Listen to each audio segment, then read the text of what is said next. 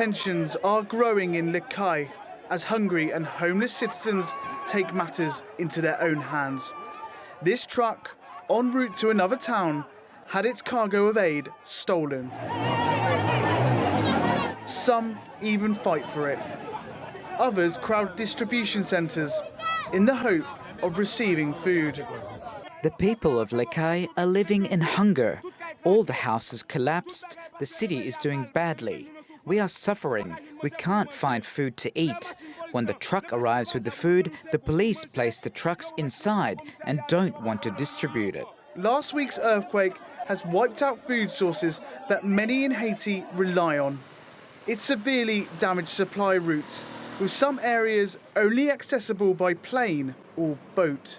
Leaders are struggling to coordinate the relief effort, but they insist they'll avoid the mistakes of 2010's earthquake and the humanitarian crisis that followed.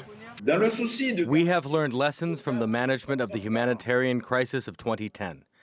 That is why my government has decided to coordinate the response to today's emergencies through a single body, the Civil Protection Agency. This approach has been welcomed by many, as it should allow us to avoid the mistakes of the past. Elsewhere in the city, the UN Deputy Secretary General Amina Mohammed touches down to assess the damage. She met with victims, as well as humanitarian workers, for a solidarity visit. Mohammed says the preservation of sanitation and clean water is vital to the recovery. What we've done much before this tragedy and the earthquake was to secure infrastructure for water and sanitation. And you did see no transmission of cholera at the end to that. And now what we have to do is safeguard that. So the gains that we've had, given that the earthquake has caused considerable damage to infrastructure, is to very quickly protect that and to get it back up and running.